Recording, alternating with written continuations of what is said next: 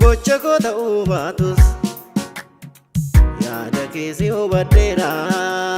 hangamicha koo taatus baay'ee sitti mufadheera akkamiin na shakkite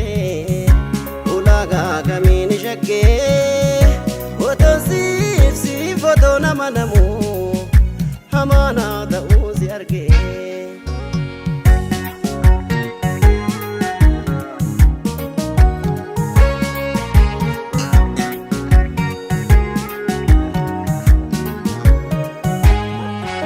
Dhokfadheetan dhukkuba garaa koo borii keenyaa fi gata cimeenii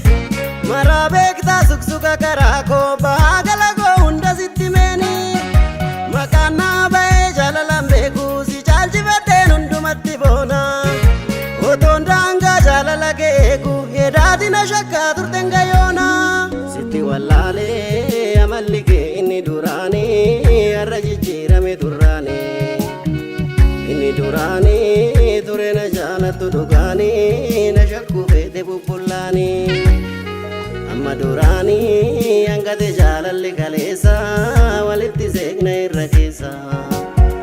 eega fagaatee wal amanuu sababa guuree amma namiite sitti muuree soba sesseeqatu silkaan koo sitti himuure na dagachuu dide garaan koo. Singalee mufachuungo sitti himure maali meekta gammachuugo sitti himure agana beektu subadheera sitti himure baay'ee sitti mufadheera sitti himure agana beektu subadheera sitti himure baay'ee sitti mufadheera.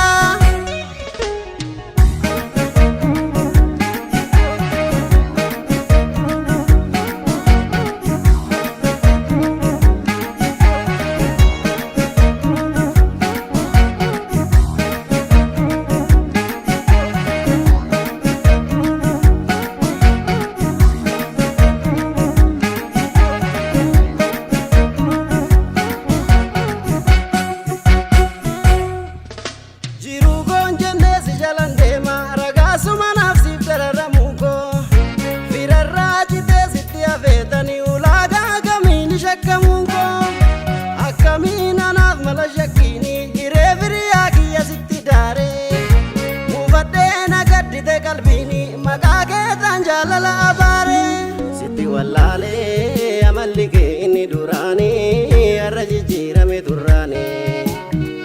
inni duraanii ture na jaalattu dhugaanii na shakku feete bubbullaanii amma duraanii hangate jaalalli kaleessa walitti seeqna irra keessa eega fagaatee wal amanuu sababa guuree amma namiite sitti muuree. Jalala sifa manamuko sitti himure deebii goota shakkamuko sitti himure si jedhee wallabe maraanu sitti himure